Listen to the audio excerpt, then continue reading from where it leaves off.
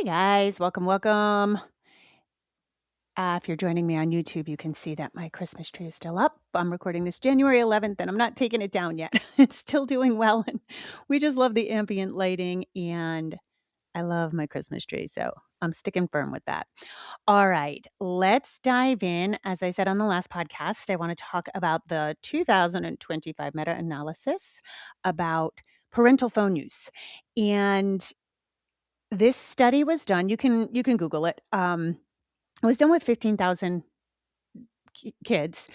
And the study conclusion is a little confusing, I feel like, because they're like, yeah, we saw significant decline in kids' cognition and all these things. And then they were like, but not that much. And so it's hard to tell what their results were, but they definitely brought up some cool things and they call it technoference. So it's basically interfering with our relationship with our kids because of our phone use.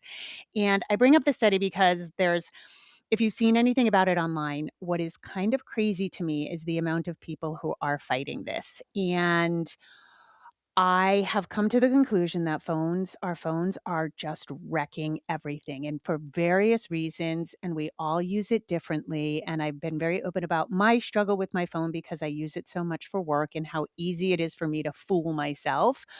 But kids are not okay. And I say this because I have a dubious luxury. Since I started my business with OCRAP potty training back in 2009, and almost instantly, my book was shared globally because military moms were sharing it. So I started getting wide swaths of people and wide swaths of cultural differences. And I have been able to see parenting trends before it really hits the zeitgeist. So it's not like I'm in any place of superiority of I know all these things, but I can see trends coming before I can see them overtaking parenting before they actually become a thing. I saw gentle parenting before gentle parenting was like out in the world. Or misconstrued gentle parenting, I should say. So one thing I'm seeing is that just the kids aren't okay. The kids aren't okay and the moms aren't okay. And I have been doing experiments because I have a much quieter life than you guys, right? I do have 37 chickens and Maverick's rambunctious, but because Pascal is grown, I have a lot more time to myself where I can observe myself. And so I have really been paying attention to my feelings, about my phone, when it's off, when it's on, when I forget it, where it is, really been able to get to some of the nitty gritty that you guys might not be picking up because you're in the thick of it, but I can see it. And I've been seeing this. We can't deny COVID put so many metaphorical nails in the coffin as well as literal, but COVID really did a number on us for isolation, for our digital lives becoming everything. But I had seen this coming a while before COVID even. And it's manifesting in anxious kids who aren't actually like diagnosed with anxiety. It's just they're presenting. So many kids are presenting as if they have a diagnosis, even though they don't, and seeing this kind of crazy behavior. But of course, in the last couple of years, I'm just blown away by how exhausted mothers are, by how burnt out, how overstimulated. And my work's taking a turn towards fixing that. And it is undeniable that the phone is wreaking havoc. Okay. So I want to go through some things that I've already talked about on this podcast. I want to reiterate them for anyone who might be new, but I also want to share some things that I've picked up on that you may not have that will bring some light to this, and also some tips and tricks that I'm using, because I don't think this is an all or nothing approach. If I had my way, I would I would live in a cave. I would live in a cave. I would easily give up my phone in a heartbeat.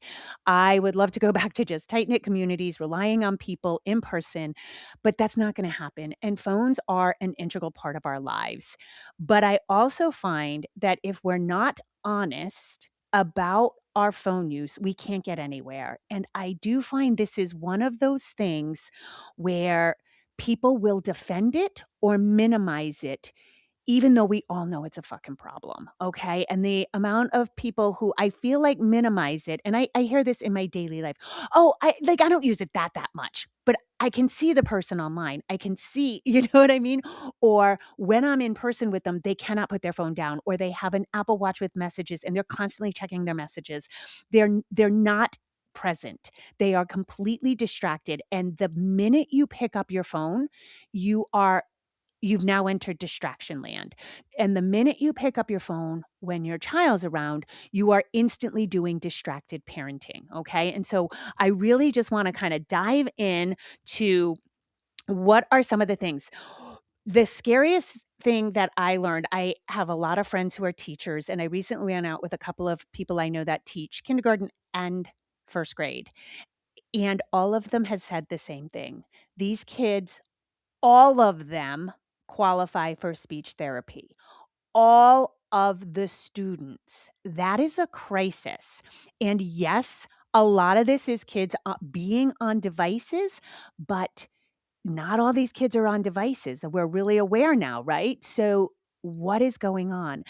These teachers also report, and I'm seeing the same thing online, kids are coming to kindergarten and first grade with less than preschool vocabulary. They do not have vocabulary, okay? And part of this is because of something this 2025 meta-analysis brought up with technoference. When we are on a device, we are not able to mirror properly to our kids. And mirroring has a lot to do with like our facial expressions, our nonverbal communication, and it makes us kind of like zoned out because our phone, no matter what you're doing on your phone, and please listen to me even if you don't have social media, because social media is the worst about this, but the way we use our phones for everything is also contributing. So even if you don't have social media, this could be a pitfall for you. So I want to bring up a study done a long time ago about mirroring, and this study was done concerning reactive attachment disorder. And you can easily look this up. It's on YouTube. So basically, what happens is a mom is in a room with an infant, and she is happy and smiling and doing all the things that indicate happiness and joy, right? And the child is mirroring back. The child is well regulated and is mimicking the mom. Not exactly, of course, it's an infant, but you can see the child smiling and reacting to what the mom is giving the child. Then the mom goes away for a second, comes back, and she is directed to be displeased and kind of angry. And so she's making those faces and has that feeling about her. Now, the child takes a minute and is like kind of smiling, trying to gather back the mirroring that was done with happy and joy. And then the child starts to get distressed a little bit, but uncomfortable. Like you can see the body starting to wiggle, and the child looks like maybe a little bit of whining, but doesn't go into high distress. Then the mom goes away, comes back again a minute later, and she is told to like zone out, nothing, just not giving nothing. And the child goes into high distress within a few minutes. So the worst thing you can do is not respond to your child at all, to be zoned out, right? Being angry actually is feedback, and the child can have some mirroring with that because that means something. There's something to work with there. And that's why we always talk about, right? Kids love attention, negative or positive. If they get you going in a negative feedback loop, they're happy. They're getting something back. When you get nothing back, it's no man's land. There's nothing to help them with their nervous system. There's nothing to work against or for. And so this is the danger. We're not mirroring properly with our kids. And if you think about it, we've all been there and we've all seen it. And I am, again, not coming from a place of moral superiority because I'm in there with you, and the digital stuff snuck up on me. And I recognized it early on because Pascal, he had limits on when he could play Minecraft early on or watch his program. And he would see me on the computer or me on my phone. And he would say, well, you get to play on your device. And I'm like, I'm not playing, dude, I'm working. But they can't distinguish. Your child has no idea if you are signing them up for camp, if you are shopping for their shoes, if you are shopping for groceries online. You could be doing everything on your phone that has everything to do with your kid, but they don't know that. Instead, you're engrossed in something. And the reality of phones is that unless you are checking the weather, unless you are setting a timer, the reality is you are engaged with another task or person, right? And if we break this down, it looks like you're signing your kid up for camp registration. You're reading, you're engrossed in this. Okay, what do I have to do? Okay, how much do I owe? Where's my credit card? Okay. So it's like you're having a transaction with another person. The person just happens to be print. Okay. And this is still even more different than reading. Okay. Reading a book, a real actual book. We're in that device. And the reason I bring this up is because I don't want any of you to get defensive. Like, I am on my phone for my kid, because we have to, again, we have to be honest. We have to look at this honestly, and we have all seen it. Even if we can't see it in ourselves, I am willing to bet we've all done it. Okay. So no shame, but we have to name it and we have to look it in the eye. We definitely have seen it in other people. We have seen it in distracted parenting, and it doesn't matter, guys. It I want to take all like um moral stamps off of this when we look at it so we can actually see it clearly. I know you need a break. I know if your kid's playing happily on the playground, you're looking at your phone, but then your kid says, "Ma, look at me." Now, of course, can we always look at the kid? No. But when you are engrossed in something, it's going to take you, I don't know, 20, 30 seconds before you look up. And so that exact transaction is not happening. I'm just going to interrupt for 1 second here, guys, because I've been signing off with put your phone down, and I want everybody to put their phone down. But we cannot do that in this day and age, right? We need our phone for various things. And so a large part of managing phones is managing what our particular energy drains are. For me, it's Instagram. For you, it might be something else. I also found that group chats and that voice messaging apps were really interrupting my day. So I've been a big proponent of the brick. You've heard me talk about it on many, many podcasts. This is a device that you tap your phone to, and you can configure various settings and various combinations of apps. And this is great. So if I'm filming, I can shut down everything. If I just need to get a lot of work done, I can shut down Instagram and the voice messaging apps, and you can really pick and choose. And I know you can do this natively on your phone, but what I love about brick is there's no breakthrough. And when you unbrick the phone, it's immediate. There's no lag in getting messages or whatever has backlogged while you're offline. I think our phones are such a major problem, and they're only going to get worse. They keep designing the apps, the colors, everything just to hook us more. And so I really, really, really think we need to put guardrails on, and we do have to go to extraordinary measures. I do not put shit in front of you guys that I don't fully believe in. This podcast has never had advertisements that I endorse because I don't put stuff in front of you. And largely, I think there's just so much crap. I wouldn't do that to you guys. I believe in Brick 100%. It has been such a game changer for me, and you can get 10% off. I'll leave the link in the show notes if you guys are interested. All right, now back to the podcast. The other thing that's not happening is a word volley. And I think that's why these kids are missing vocabulary. And I think they're missing um, missing key speech.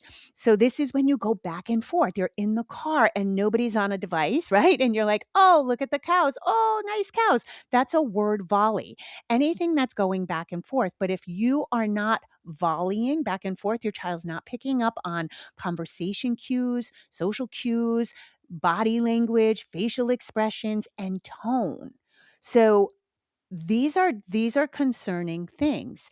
And again, we all do it. So we don't need to be defensive. And if somehow you've cracked the code with your phone, I love that for you. This may not be the podcast for you, this episode, okay? So the first thing you want to do when we're being really honest is, of course, go to your screen time and really do that, you guys. Okay. It's ugly. You may not like it, but it also tells some things because I have an iPhone. So when I go to my screen time, it gives me overall screen time, which will look horrific. It's like, I don't know, 12 hours sometimes, but then it shows the breakdown of the apps. And so my big concern for me personally is social media, is Instagram in particular. So whatever it is for you. Now, you go and you start seeing, so a lot of mine is Spotify. I listen to podcasts. I might be listening to music. So I don't count that, right? Because that for me in my life, that's fun for me. And I might have headphones in, but Pascal's older. I'm not responding to him anymore. But I have noticed, even with him, if he comes into the room and I have my headphones on and I'm listening to podcast, I am annoyed as fuck that he interrupted me. So the very first thing that I do with my grown child is say, like, what? Like, I'm already annoyed. And so I've noticed that. So, but if I'm listening to music, I put it on, the Bluetooth speaker or whatever, and that doesn't I obviously don't count that in my screen time. There may be, I do go onto Facebook now once in a while because I belong to these hiking groups. So I might have some Facebook on there. I'm not wasting time. I'm going through groups. I'm picking up information about what the mountains look like. Do I need my snowshoes? So like I don't count that, right? Um, but make sure you check and be really honest. Are you on news sites? Are you on social media? Is your time going to texting? So I have a couple of voice note apps. Voxer I use for work. Signal I use for friends. And I do text. I look at my text time. How much time am I spending on voice notes, on Signal? Voxer is work, so that's easy for me to parse out. But Signal is friends. I can look and see, oh my God, I have spent 3 hours listening to voice notes and responding to voice notes, which is fine. Except on a work day, I don't have 3 hours. Like there's being social, and then there's like too much, right? And the problem with voice notes is they're people are we're getting longer and longer with them. I've already talked about this before. Group chats. How much time are you spending in group chats? Now, a lot of group chats are necessary for your kids for sports or clubs or school or things like that. But I have found that group chats of friends almost always devolve. So I have decided to not take part in group chats unless they're just for specific events to organize. And then after that, I don't like them. I delete them. And I know my friends that a couple of people have been like, oh, you just left the group chat. And I'm like, nothing against anybody. I can't handle it because it goes back and forth and back and forth and back and forth and back and forth. And that's time. That's my time. And that's my energy. And that's me like reading a text and figuring out what the person meant. And, there's a lot more than just reading a text that goes into a text. And texts have gotten so bad lately. It's like you really have to kind of sit like, oh, what did they mean by that? Or, oh, that wasn't clear. Like I'm finding that we're losing skills even with text. So that's the first part is be really, really honest. Um, I wanted to kind of do a little non sequitur because this really scared the heck out of me. And this is where I got like, oh my God, we've got to go back to some analog things, particularly reading. So I follow on Instagram a few people who are like really good at book people. They're all about reading and bringing reading back and especially with books, and they highlight their favorites, and everybody was bringing up Fahrenheit 451, which is a dystopian sci-fi. Ray Bradbury, I'm pretty sure it was assigned in high school. And so I said, let me pick it up. I can't remember if I read it, but let me pick it up. I do remember reading Brave New World, Handmaid's Tale in high school. Handmaid's Tale freaked the hell out of me for good. And The Animal Farm, 1984, those. And so I started reading Fahrenheit 451, and I hadn't read it. I had no recollection of reading it. But here's what scared the shit out of me. The first 10 pages were almost like reading Shakespeare. Like I had to go back and sort of translate the words. And I realized because the author was using heavy visual um, symbolism, allegory, analogies, like because he was using this rich language, I hadn't read rich language like that in so long. It was foreign to me and I had a hard time at first. It was just the first 10 pages and then I kind of like I got it back, but it freaked me out. Guys, I took 4 years of Latin. I'm an author. I love words. I scored perfect on my verbal SAT. Like I love words. I love finding the exact nuanced word for the thing I mean. I love people call me the analogy queen. I love taking information and being able to like kind of translate it for a younger person or somebody who might not understand it. I love Shakespeare. I'm fluent in Shakespeare. I performed Shakespeare. And I struggled and I was like, holy shit, what happened to my mind? I realized I'm in cognitive decline because of short form video, because I'm consuming content that is meant for third graders. It used to be that the New York Times was written at an eighth grade level. They've lowered that to sixth grade. And I have heard some authors say that they are requested to write at a fourth grade level. Okay, that's where our country has gone. That's where our society has gone. We're losing cognition. And of course, obviously, there's some people for whom this isn't true, but I'm sounding the alarm bell because I'm a reader. And the fact that just slightly richer language, more poetic, more metaphorical, more symbolism made me like have to repeat a few sentences. That was a kicker for me. So I just like over I read it and I actually contacted a friend. This is something fun you could do too. I I I was calling everybody because number 1, you have to read that book, Fahrenheit 451, because Ray Bradbury wrote it 60 years ago and it is unbelievable what he has predicted. The parallels to our current society from constantly having earbuds in our ears, needing noise, needing stimulation all the time, to censorship and cancel culture. Like it's all in there. It's crazy. And I was like, oh my God, oh my God. And there were a couple of passages that I found fascinating. And I was reaching out to friends and I was like, did you read this? Did you read this? And everybody's like, oh, no, no, no. But then one friend, my friend Melissa, said, I'll read it with you. Hold on. Stop reading. I'll read it with you. So we've been reading it in tandem. Oh, and that's the funnest thing ever, you guys. So we would check in daily and we didn't want to give spoilers, but it was so nice to be able to um to process a book with another person.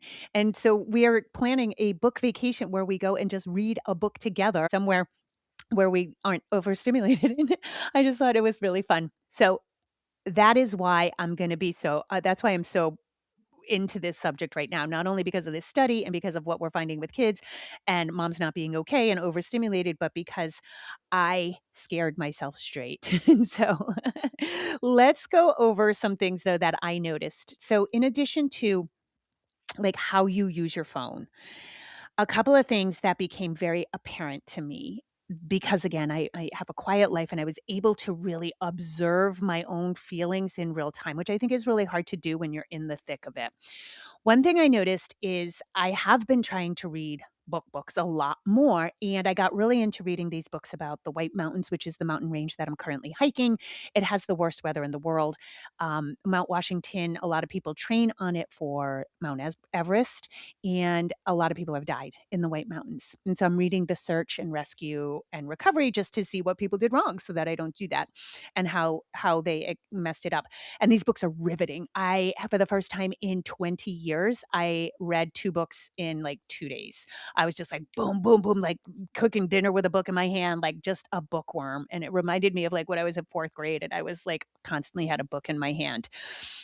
And so one thing I did notice though is that like I would keep the books out and after reading those in such a fast succession, I was like, yes, get back to reading. And so I would keep a book out on my coffee tables. Right, my house is tiny, right. You could see the coffee table in frame. I keep it really available so that in those odd moments that I had with a little bit of time, I could pick up a book. And don't you know, did I pick up the book? No, because if I have 10 minutes, a book literally feels like too much work because I'm going to have to pick it up. I'm going to have to find my place on the page where I was. I'm going to have to kind of remember what I read last. I'm going to read, and then my time's going to be up, and I'm probably going to be into the story, and then I'm going to be interrupted, and that's a drag. So, what did I do? Pick up my phone because if I have 10 minutes, it's easier to scroll social media, right? And I thought you guys might find that interesting because I bet you do the same thing because you only have 10 minutes. You have a second alone. You know you're going to be interrupted. So, what's the easiest thing to do? You want a little break, you want a little dopamine hit, you go on your phone and you scroll. And it seems so innocuous. The problem is that in 1 or 2 scrolls, right? In 10 minutes, you're going to get a lot of information. You're going to get visuals. You're going to get ideas. You're going to get stimulated. You're going to see something that pisses you off. You're going to see something that makes you feel bad because you're not doing it. You're going to see something you want to do, something you want to cook, something you should be doing with your kid. I just listed 7 posts. You can easily see 7 posts in under a minute. And all that information is now in your head. Now, all that information, you found something that pissed you off, something that you loved, something you should be doing that you feel bad that you're not, somebody who's doing it better than you, and some expert advice. That is insane to try to take in under 10 minutes. And now you're full. So now your kid's going to need you. You know your kid's going to need you. And they come in whining about something you're already overstimulated. So it is wild to me, right? This, I really played around with this and I was so shocked at how often I wouldn't pick up the book, or I wouldn't go put in a load of laundry or wash a couple of dishes or I don't know, whatever, you know? Instead, the phone was easy. Now, I also found a compulsion, and I'm gonna do a whole podcast on this, but I have, I live in this like cute as hell little cottage in the woods, stone cottage, and I have all these ideas to make it a little more whimsical, a little more magical. And I am not good at handyman stuff. I am not good. I am petrified of painting. I am petrified of putting things on the wall. I'm petrified of making a mistake because I'm a wrecker. I'm a spiller. I don't measure anything. I don't, I would never use a level. And so, um, and I realized I broke through that with sort of a magical thing that again, it deserves its own podcast. I won't get into it here, but I broke through that. And what I could see after I broke through it is how much I go on my phone as a way to be quote unquote doing something when I feel particularly inept and when I feel procrastination because I don't feel good. I'm afraid of making a mistake, or I feel like no, I don't feel like a loser, but I feel like, "Oh, I can't do that. I can't do that," or I'm unsure of myself. When I am sure of myself, I move with great confidence and I often forget about my phone. But when I am unsure of myself, for some reason, the phone, maybe it's a numbing thing, a dissociative thing, maybe it just seems like easy. Maybe the easy dopamine is where I get a little feeling better about myself, right?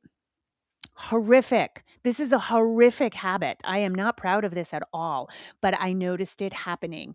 And so it gets crazy. All right. So what can we do about it, right? And I'll tell you what I did about it. So one thing about my job.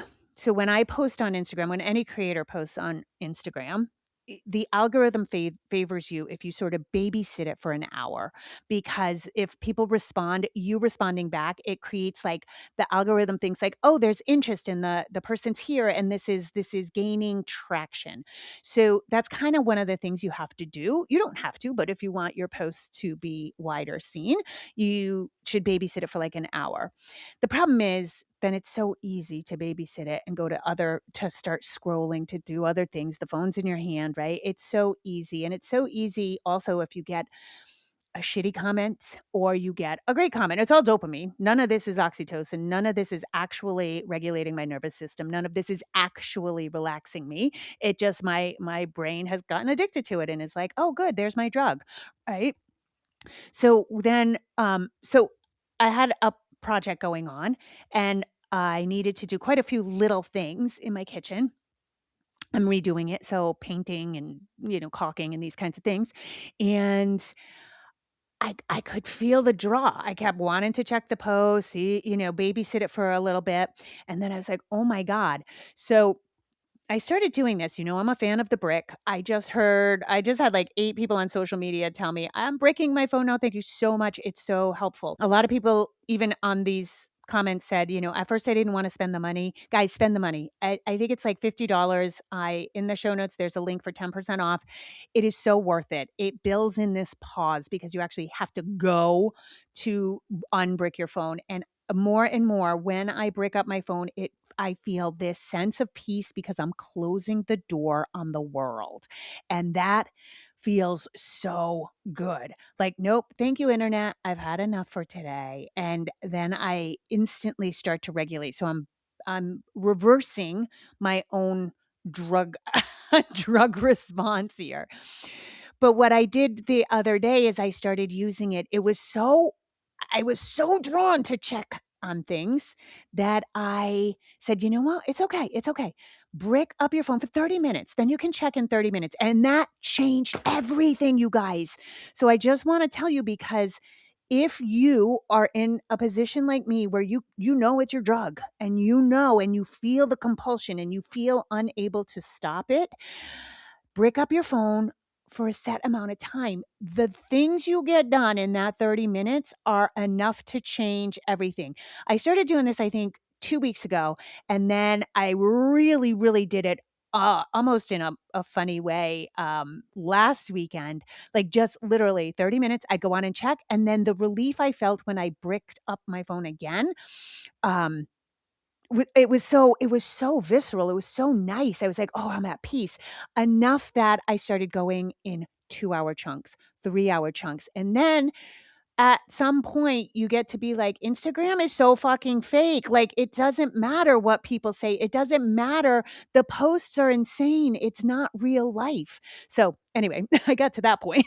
um, but I wanted to, if you're unfamiliar, if you're new to me and this is your first podcast, the brick allows you to close down any configuration of apps. So for me, on these days, what I'm doing is I'm bricking Instagram and I'm bricking Signal, the messaging notes from my friends, because I have to, we have to go back to a point where my work days are my work days. Yes, I work from home. Yes, I make my own schedule, but it's still work. And I can't act like I don't have anything to do. And even if you don't work outside the home, like work at an office or a corporate or a paycheck job, you work inside the home. Like, we were never available this much. And so it's funny because at first I felt guilty, like, oh, my friends aren't, are going to have to wait all day.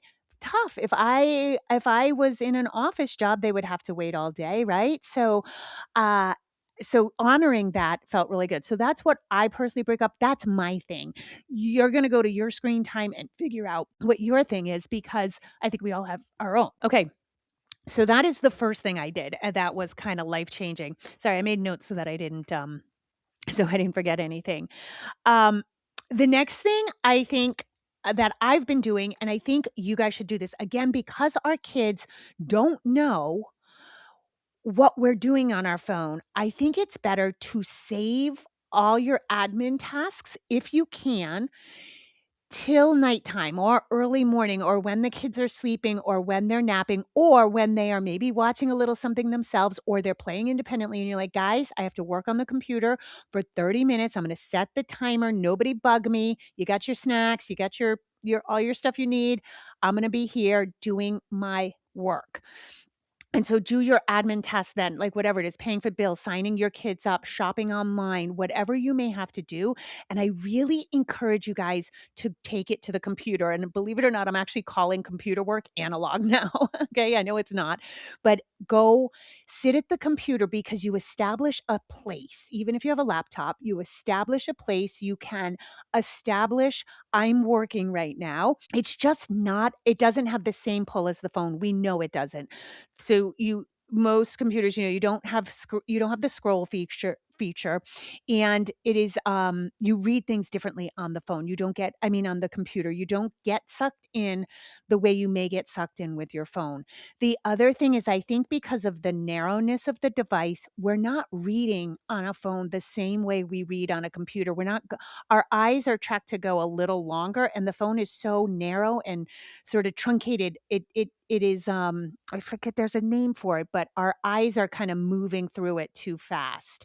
And then it's really hard because the scroll itself, what's available on the screen, like, you have to just kind of keep scrolling, and we don't take in information the same way. And so I know this. I know a lot of people, when they take my courses, they'll like forget, they'll miss entire parts of my courses. And I'm like, how is that happening? And then I realized, I think a lot of it is because on the phone, it's just incredibly hard to read long form things. So it's so much easier for whatever you need to do to take it to the computer. So I would highly suggest that. And again, creating this time where your child knows what you're doing. Please don't disturb me. I'll set a timer and you can get everything done. I do know that there are some situations that you may have to attend to something right away. A doctor calls you back, or again, I know signing up for camps is like, it's like, trying to get a Taylor Swift ticket, I think, right? Like, I know some people have to like be ready at midnight or shit like that. So if it is that kind of thing, yes, of course. But for all intents and purposes, it's far better if you can, just delay it. And also, what I find is it helps my nervous system. um, how do I want to phrase this? It makes me feel like I'm honoring myself, because I'm not at everybody's beck and call. Everything can wait at least a few hours till I'm sitting at my desk. I'm not doing anything. I'm not multitasking, and I can attend to answering these emails. I can open up my voice messaging app. I can look at my texts and I can say, okay, now I'm responding to things. But what's happening is we are so divided in our attention when we are attempting to text 7 different people, listen to a voice note, got a podcast on. How, of course, we're overwhelmed. Of course, we're overwhelmed. And that's not even social media. So if you are overwhelmed and overstimulated, this is the first place you've got to look. This is the low hanging fruit. And again, I am astounded at myself because I don't consider myself overstimulated. I am not in the trenches like you guys. I am not as busy as you guys. And the amount of distraction when our attention is split is just unbelievable. And you don't know it till you can really put your phone down. And if you think you don't have a phone problem and you think this doesn't apply to you, awesome. I dare you to leave your phone powered off in your bedroom in a drawer for 24 hours.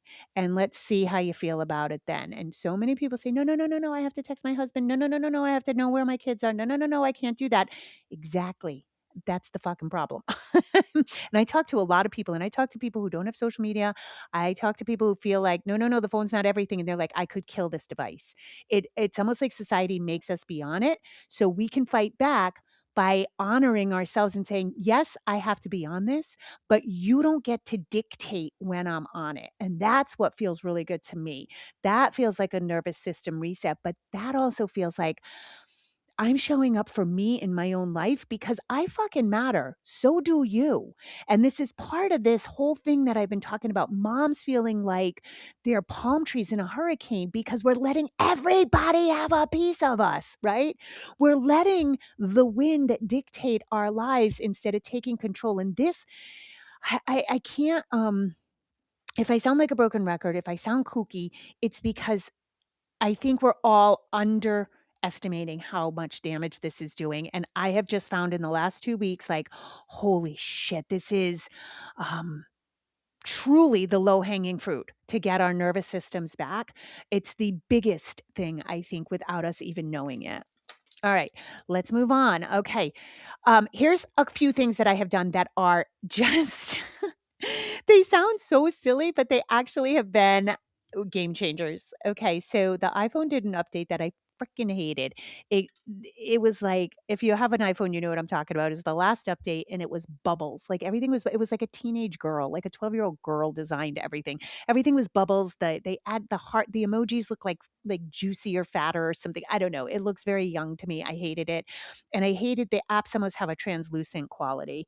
And so I was like, "Ugh," I was just bitching and moaning about it. And Pascal said, he said, "Oh, I put a darker background on mine. Here, do you want me to fix your phone?" Yeah, please fix my phone. So he puts just a random wallpaper on my phone. Just a picture. It looks like maybe like in China. And my wallpaper has always been Maverick or me and Pascal or Pascal when he was a baby. Changing it to something random that I don't know, that I don't identify with, literally has changed how I feel about my phone. So now, if you even think about it, and again, it sounds so stupid, but you pick up your phone and if it's a picture of your kid, you're like, "Aw," so you're cradling this device like it's your fucking kid. "Oh, there's my baby. He was so cute in that picture." Like you have this little ding of like, "Oh, there's my baby." We don't need to do that on the device, right? We want to make the device a device, not a love object. So I think this goes back. It kind of just flashed back to um, one of Pascal's schoolmates when he was younger in kindergarten. The dad had a Mac, and Macs were kind of getting hot at the time. And I said to the dad, I said, "Oh my God, do you love your Mac?" And he was like, "Well, I don't associate words like love with my computer. It's a tool." And I was like, "Oh, yeah, that's interesting." I thought he was being a little high and mighty, but now I get it. Although we can love tools, right? Um, uh, so just that small thing. Now, the next thing I do is I go to grayscale, and this also can't be underestimated. So grayscale is when you take the color out. And if you go in iPhones, you can go to accessibility You go under the settings, you go under accessibilities, then you go to display and text, and then you go to color filters, and there's a toggle button. And if you press color filters, you can see, and you can take out all kinds of colors. Grayscale works for me, and there's an intensity slide button. So if you have that very intense, it's going to be very gray. It's a little disconcerting. It turns your phone into a newspaper. I don't go full grayscale. It was a little too time consuming. You can't even find your apps because all your apps are identified by color. I swear to God. But if you have kids and they're begging you for your device, give them the device on grayscale. They will. They'll not even be interested. It's the colors. The colors, everything about the phone is built for addiction. It's slot machine technology, the colors, the scroll, everything. So I just use if you slide the toggle button on the intensity, it gets a little like almost muted colors, very, very muted. And that has been a game changer as well. And it's really funny because people will, if I'm trying to show them pictures and I forget to change it back, they're like, "How did you do that to your phone? It's like your phone's being quiet, like the lights are quiet." And I was like, "I know." And so it's really interesting because then when I toggle it back to the full color, which I try to do when I do videos so I can actually see what the color looks like, it almost makes me cry. The colors are so jarring, and just do this for a couple of days and you will see what an effect the colors have on you and how janky it makes your nervous system, just the pure colors alone. So those are kind of these background things that I've done that have just helped me get a little distance. Um, but by far the biggest one for me again is the brick. Just it's so it, it it's so quiet. It shuts the door on the world, and I can feel it because I try to put it on. I do it throughout the day now a lot, but I try to do it at like 4 or 5 o'clock at night if I can. Sometimes I can't, and then I really try to delay it in the morning. Definitely not the first thing in the morning. Just no, I don't want the world yet. I want to walk Maverick. I want to go to the gym. I want to cook my breakfast. I want to have a cup of coffee. Obviously, I know you guys have a little more hustle in the morning because you have littles, but I want the morning to be about me. And I would encourage you to do the same. Make the morning about you and your kids. If you don't pick up your phone till after they leave, and please, please, please be aware of how much you're going to trick yourself. This is the wild thing. Be aware of when I say that you don't need your phone in the morning. Be aware of all the voices that come up and say, yeah, but, I have to check on, yeah, but. Do you? Do you? And what can you do that's analog, right? Do you have to check the weather? Can you check that on the computer? Because it's going to be different than opening up your phone. Do you need an alarm clock on your phone? No, you can get an alarm clock for your bedroom. Yes, and you should. Do you need the flashlight because it's dark? No. Get a little flashlight or have soft lighting or a motion sensitive night light. Do you need the things you think you need, or is your brain saying, yes, please, I need the little addiction? I can't believe we're even arguing that the phone is addictive. There's people like, it doesn't meet the DSM criteria. Yeah, but can you go 24 hours without it? Without.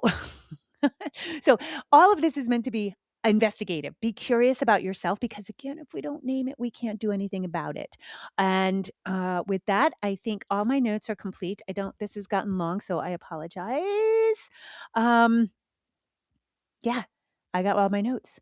So just notice if you are procrastinating because you feel inept because you don't feel good at what you're doing. I think that happens a lot with moms. I think they feel like I'm shitty at this, so I need tips. I'm going to go on social media and find that. Or I think a lot of us are lonely and think that we need to find solidarity online, but we're not finding solidarity. What we're finding is dopamine, and it's just going to continue to tell your brain what is important. And so the more we can extricate ourselves from this and get control over it.